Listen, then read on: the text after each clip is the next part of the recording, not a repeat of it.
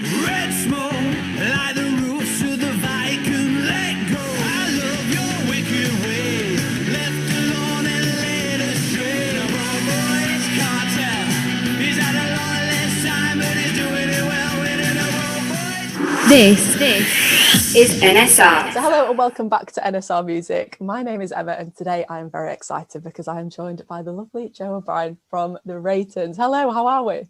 I'm all right, thank you. How are you?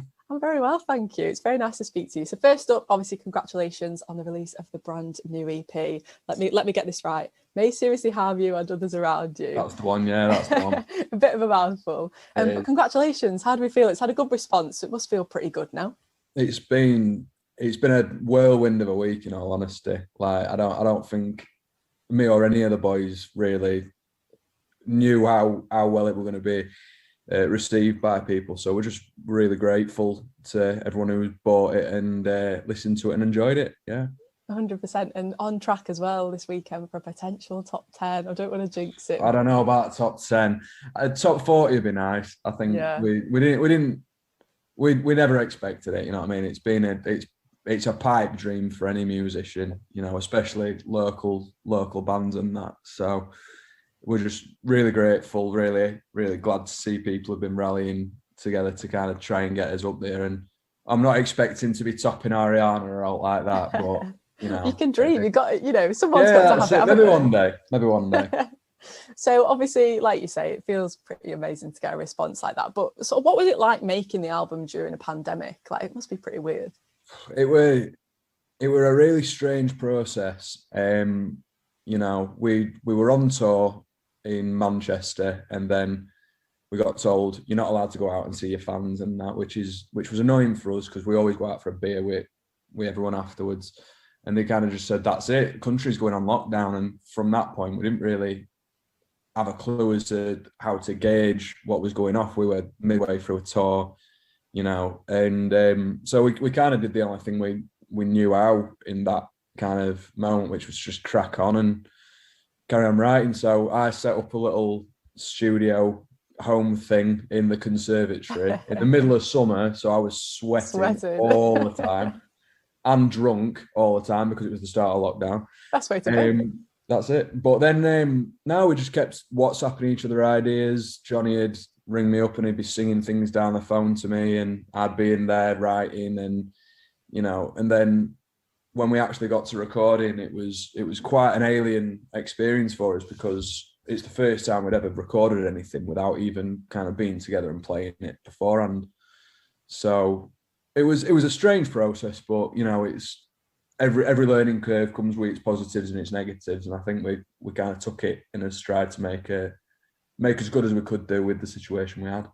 100%. And I think a lot of people sort of struggle with inspiration and things during lockdown, and it comes in ebbs and flows, didn't it? But did you sort of find that the inspo kind of stayed there and you sort of knew what you wanted to create the entire time? Or it was strange. I mean, we've all got such different influences, you know, all four of us, in terms of music and what we like, what we don't like. And you know, I think that's one of the kind of magic parts of being in a band with the boys, really, for me, because there's so much discussion and so much there's so many layers to what makes us all like what we do in terms of his sound and his music.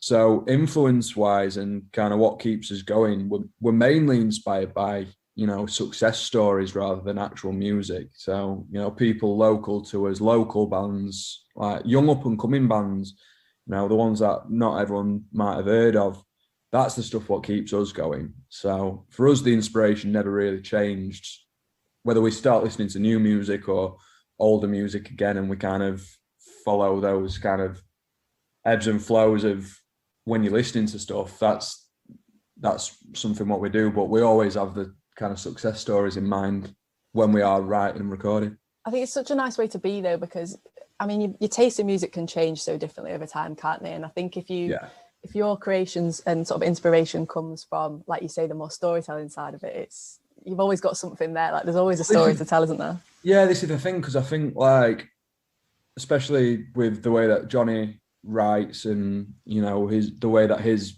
mind works, it's something that I'm still yet to understand.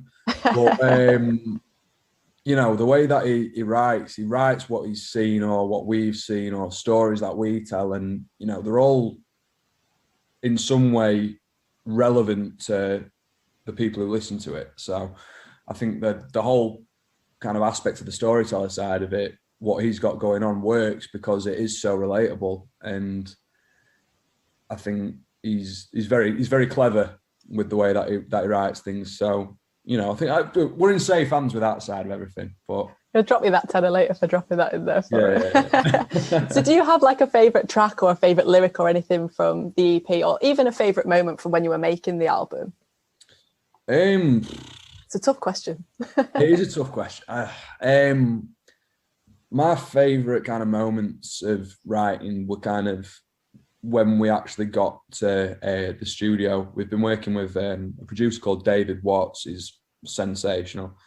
And when you're kind of listening back for months over what we've produced or what I might have done on the computer or something, and you're kind of listening to it over and over and over, trying to get the songs in your head and get everything sorted, and you get used to the way it sounds, and you start thinking, oh, you know what, that sounds all right, I like that, that's good. And then as soon as you take that into the studio and you put it behind this absolute wizard who's on this sound deck, the moment we heard Red Smoke come through those speakers and we were sat there, I think we all kind of looked at each other and thought, this is good us. Yeah, this is really good. So I think that for me was the pinnacle point of recording the EP, because it was the first moment where we actually looked at it and it wasn't like a bedroom recording or like a conservatory recording. It was literally like massive. It's not just like a lockdown project anymore. It's like this is going to be like the next thing we release. Yeah, that's exactly it. Was there a lot that you kind of made that didn't make the cut? Or, I mean, naturally there always is, but I've still got about 30 kind of riffs and songs and things all on the computer now, you know, and we keep referring back to them, and you know, it's one of those things where sometimes it's just not the right vibe at the time. But I mean, when we released Headache, for example, like we'd actually been sat on that song for like well over a year, maybe 2. And we didn't do anything with it, and we couldn't do anything with it. And then all of a sudden it just worked, and we were really, really happy with the way it came out. So you just sit on everything really, and just one day it might make the cut, it might never make the cut. And see how you feel. Yeah. So do you kind of all have a relatively similar input, or does anyone kind of take charge, or again, does it vary from sort of songs and like the vibes you get? It's one of those. I mean, frontman always gets his gets the final say. But in terms of the actual sound, you know, and the music itself, we've all got, you know, equal input in it. And even in the lockdown where we were writing this EP, and it was a WhatsApp kind of environment to write an EP in, which is the strangest thing. Still can't get. Who'd have thought it? But you know, everyone still has an input, and I mean, we're all very boisterous, northern, very opinionated blokes, and we definitely do have we definitely clash with some things, and it always ends up working to his advantage, because when we clash with those things, A, it's because we're passionate about it, but B, it's because we're definitely sure that we're right. So I was going to say, for people who eventually agree that they're all right, that's when you know you've got a good one. That's exactly what it is, though. It's the passion, and I suppose you could definitely hear that through on the album. But I suppose it is just sort of finding the balance and sort of keeping everyone happy, I suppose. But... Oh well, this is the thing. I mean, we're all like really, really, we're close as possible. You know what I mean? Yeah. We are, but we are all massive personalities, every single one of us. So there is an element of being in the band where it's kind of, we have got us roles, and but we are very, very much kind of equal parts in it. There isn't a in charge per se. It's just, we make the music, we make what we enjoy, and if people like it, they like it. If they don't, we like it. Exactly. Well, that's the thing. You can only put out what you like and what you're passionate about, can't you? So, and it's obviously, like you say, nice for it to be well received. Yeah. So obviously it goes without saying you miss gigging, and you touched on it briefly before. The tour got cut short, and I'm sure with the news this week you can't wait to get back out. But like, what is it that you love so much about gigging and that you miss so much about being out there? I mean, I can only speak for myself, but I mean, the gigging side of everything, we love the crowd interaction. We love his. It sounds cliche, but you know, your fans are your bread and butter. You know, they're everything in this band, and I was no exception to that. But even more so because they are that nuts. They're mental, and you know, it's the kind of. It's like it's more than a band, and it's more than a kind of crowd seeing music. It's a movement kind of thing that we've somehow accidentally stumbled on creating. And there's, I think, a lot of people kind of understand what we mean by like we're not this band where, you know, people come to see us. It's like it's not like that. It's, you know, we're just four lads who've kind of ended up being the people who sing about the things that people relate to and want to sing about. So for me, relating back to your question, it's that interaction with the fans and feeling that energy that you feel on stage, whether it's 100 people in a room or 2,000. You know, it's that side of things that I miss.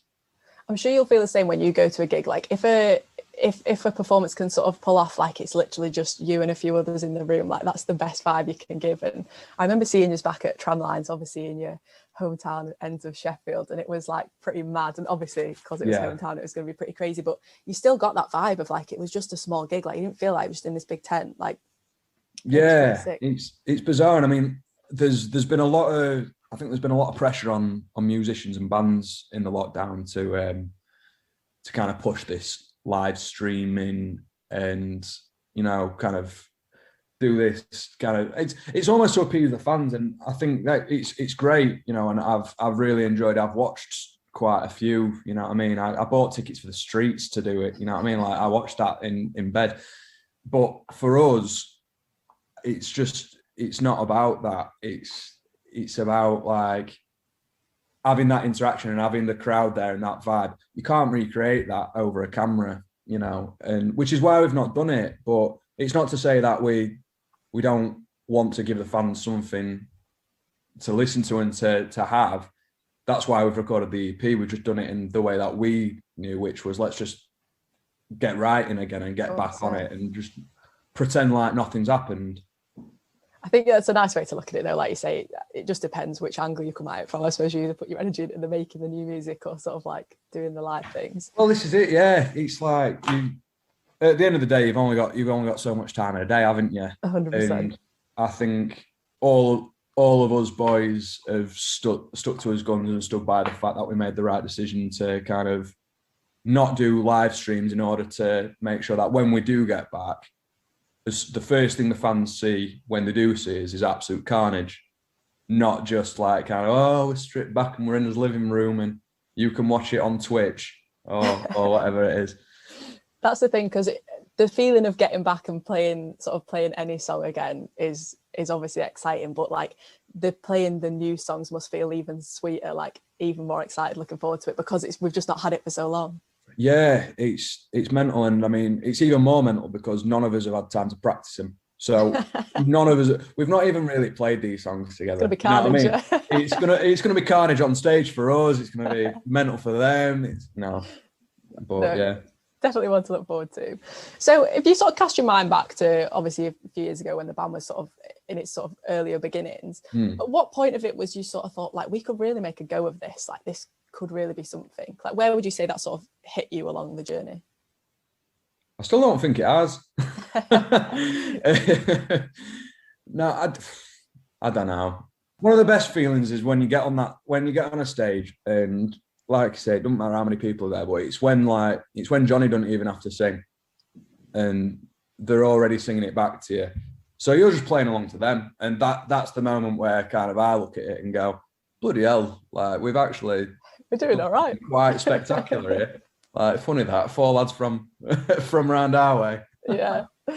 No, it's like you say, it's such a good feeling, and I'm not surprised you're looking forward to getting back to it. Right, Joe, so I've got some quick fire questions for you. Usually I get you to do some challenges in real person, but obviously we're all over Zoom because of COVID times. So quick fire questions. If you're not sure, we can always pass and come back to it. So, right, first one, the favourite single you've ever done? Favourite single I've ever done? Shoebox. The least favourite track to perform?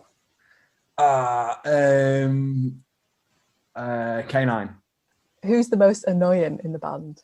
Me. I love how you take it on the team. Best ever gig you've ever done? O2 Academy Sheffield. Yeah. Who has the worst tattoo? Oh. I'm not going to throw anyone under the bus here, so I'm just going to say me. Rubbish. Strangest fan experience? Strangest fan experience. We ended up in we played Dublin, right? And we went over to Dublin. Flew over and that. And some woman entered a competition or something, and she basically ended up getting to meet us and stuff. And we ended up on a mad night out here, like the craziest night out I've ever been on in my life. It's crazy enough in Dublin, but you sort of throw that in the mix. And like, it was mental. I lost track of everything that happened. If you could join any other band, who would it be? Any other band? Mm-hmm. Do they have to still be going, or no? Anything. Any band in the world? Any. Probably, I'd have to go with.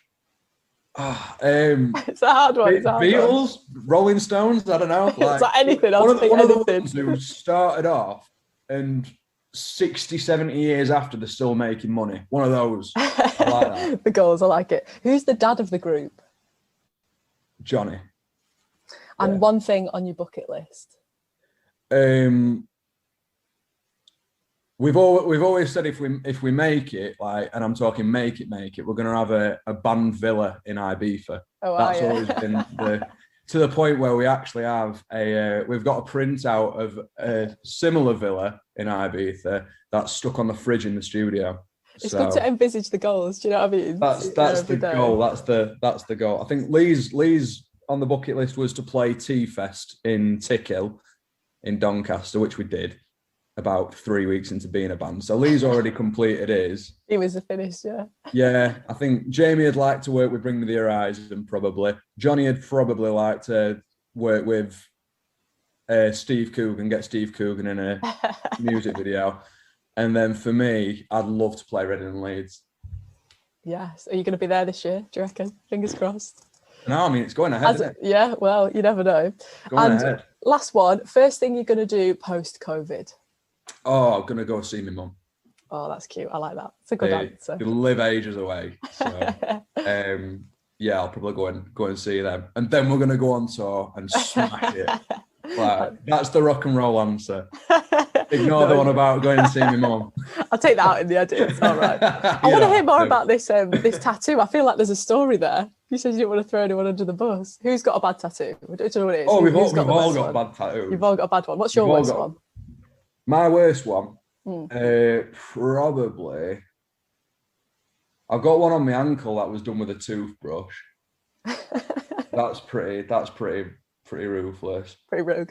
Lee's got some pretty good ones. Johnny's got some questionable ones, but I don't think Johnny's not had one while he's been old enough to actually have a tattoo.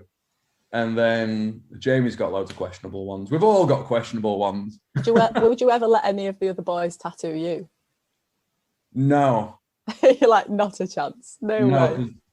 And it's not down to the skill, it's down to I wouldn't know what they were actually putting on me. Yeah. it's the lack of trust. Yeah. I mean, I trust the boys with everything other than tattooing me. That's not the one. At some point, my mother's going to see it. Yeah, true, exactly. There's a line, we don't want to cross it. Yeah. Now, Joe, I like to ask everyone I pretty much ever meet this question. So we all have guilty pleasures songs in the shower, but what's the top three? Your go-to shower songs, what we're listening to? Go-to shower songs? Are you a shower singer? It depends what kind of mood I'm in. Yes. If I'm in a great mood, I'll sing my heart out in that shower. But if I'm in a bad mood, probably not. It depends what you're listening to then. But what's a go-to? Probably Easy Like a Sunday Morning, Lionel Richie, because that's a great song.